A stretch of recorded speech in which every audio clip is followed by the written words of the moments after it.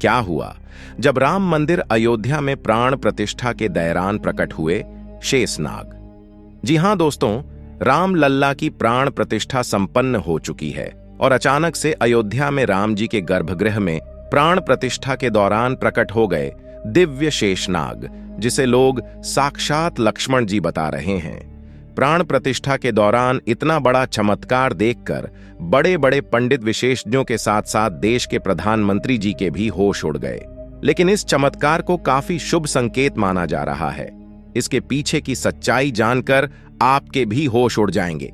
अगर आप एक सच्चे सनातनी हैं तो इस वीडियो को लाइक करें, और आप भी राम मंदिर बनने से बेहद खुश हैं तो कमेंट बॉक्स में जय श्री राम जरूर लिखें, और पूरी सच्चाई जानने के लिए वीडियो को अंत तक देखते रहिए। अयोध्या इतिहास रचने के बहुत करीब है। आखिरकार वो घड़ी आ ही गई जिस दिन का सभी सनातनी लोगों को बरसों से इंतजार था। अयोध्या में बन रहे भव्य राम मंदिर में अब प्रभु ने विराजमान होकर अपने भक्तों को दर्शन दे ही दिए। प्राण प्रतिष्ठा से पहले ही अस्थायी गर्भगृह में रामलला के दर्शन बंद कर दिए गए। अब 23 जनवरी से दोबारा दर्शन आरंभ होंगे, जब राम को नवनिर्मित राम मंदिर के गर्भगृह में स्थानांतरित किया जाएगा। इस आंदोलन की आंच में पूरा देश झुलसा था।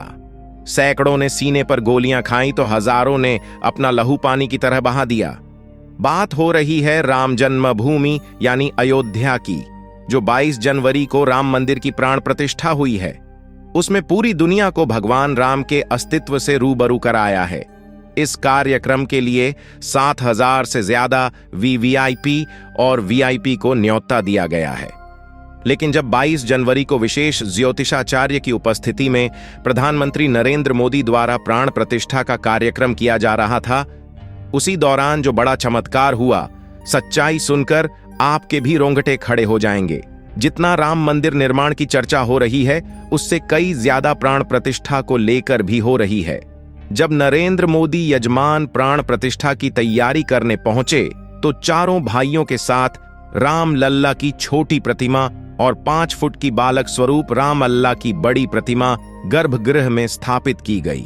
सबसे पहले तो प्राण प्रतिष्ठा में जितने भी हमारे यहाँ देवता हैं, नवग्रह हैं और जितनी राशियां हैं, सभी को शांति करने के लिए पूजा अर्चना हुई। ये सब करने के बाद में मूर्ति के शुद्धिकरण किया और मंत्र जाप शुरू किया गया। ये मंत्र काफी वैदिक होते हैं। इन मंत्रों में ऐसी शक्ति होती है कि ये किसी भी मूर्ति के अंदर प्राण डाल सकते हैं। लेकिन जब प्राण प्रतिष्ठा का कार्यक्रम चल रहा था, इस दौरान वहां पर एक ऐसा चमत्कार हुआ जिसे देखकर सभी पंडितों के और वहां खड़े सभी लोगों के होश उड़ गए। गर्भगृह में प्रभु श्री राम की मूर्ति में चरणों के पीछे से अचानक सांप का एक छोटा बच्चा बाहर निकल आया, जिसे देखने के बाद सभी लोगों का यही मानना था। स्वयं शेषनाग ने प्राण प्रतिष्ठा के इस कार्यक्रम में आहुति दी है। सभी लोगों ने उन्हें प्रणाम किया और सुरक्षित तरीके से बाहर मंदिर परिसर के बाहर छोड़ दिया गया।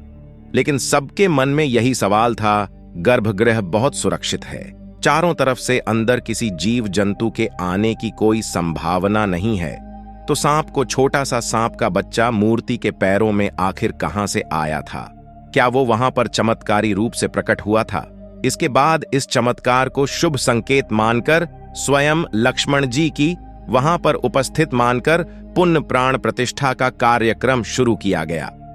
अब सबको इंतजार था उन 84 सेकंड का, जिसके दौरान प्रभु श्री राम की आंखों से पट्टी हटने वाली थी और मूर्ति में प्राण प्रतिष्ठा होने वाली थी। इन 84 सेकंड को विशेष मुहूर्त के तौर पर देखा जाता है, जिसे अभिजीत मुहूर्त कहते हैं, जो कि 11 बजे से लेकर 12 के बीच कुछ सेकंड होते हैं। और जैसे ही 11 से 12 बजे के बीच अभिजीत मुहूर्त का निर्माण हुआ, उन खास 84 सेकंड के दौरान विशेष ज्योतिषाचार्य द्वारा प्रभु श्री राम की आंखों की पट्टी खोल दी गई। मूर्ति की आंखों के सामने रखा हुआ कांच अपने आप टूट गया और मूर्ति की प्राण प्रतिष्ठा संपन्न हुई। मतलब कहा जाए कि प्राण प्रतिष्ठा अर्थात पत्थर की मूर्ति को जीवंत करना है। चाहे पत्थर की मूर्ति हो, चाहे धातु की मूर्ति हो, चाहे लकड़ी की मूर्ति हो, जो भी मूर्ति होती है, प्राण प्रतिष्ठित होने पर ही वह पूजनीय होती है। यदि प्राण प्रतिष्ठा नहीं है तो जैसे दुकान में पंडित की हुई मूर्ति वही है, तो इसीलिए उसकी विधि विधान से प्राण प्रतिष्ठा की व्यवस्था है।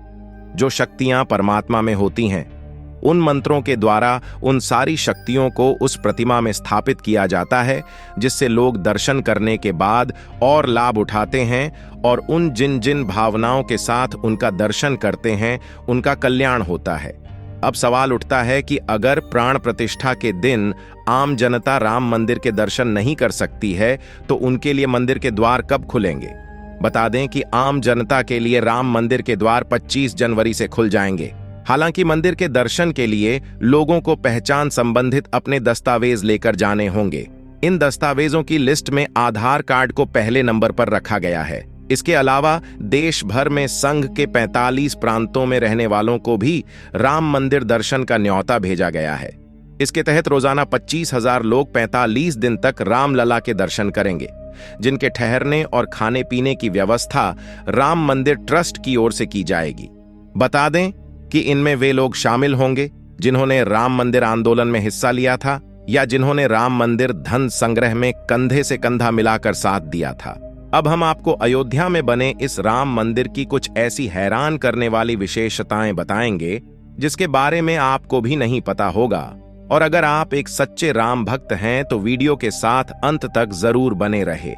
मंदिर का निर्माण प्राचीन भारत की नागर शैली में किया गया है। इस मंदिर की ऊंचाई कुतुब मीनार की लगभग 70% है। अयोध्या में भव्य राम मंदिर भारतीय पारंपरिक विरासत का एक सुविचारित, वैज्ञानिक रूप से क्रियान्वित और अद्भुत नमूना है। अयोध्या में लगभग 3 एकड़ भूमि पर बना यह मंदिर 161 फीट ऊंचा, 235 फीट चौड़ा है और इसकी कुल लंबाई 360 फीट है।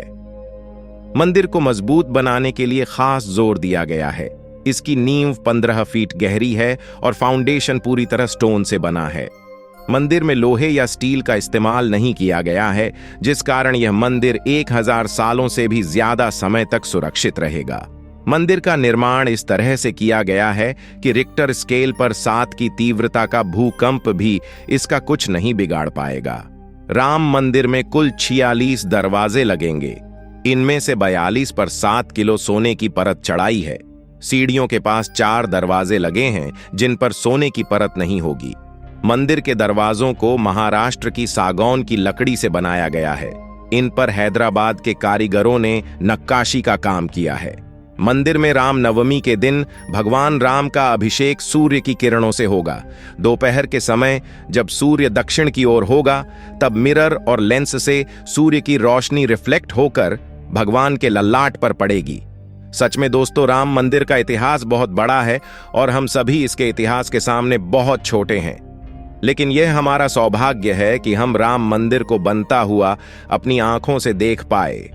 हम नमन करते हैं उन सभी कारसेवकों को जिनके बलिदान से हमें आज का यह दिन देखने को मिला है। आप भी नीचे कमेंट बॉक्स में उन्हें श्रद्धांजलि जरूर दें। और अगर आपको ये वीडियो पसंद आई है, अगर आप एक सच्चे राम भक्त हैं, तो वीडियो को लाइक करके कमेंट बॉक्स में जय श्री राम जरूर लिखें। रोजाना ऐसी ही सत्य चमत्कारी घटनाएं देखने के लिए हमारे चैनल को सब्सक्राइब कर लें। धन्यवाद।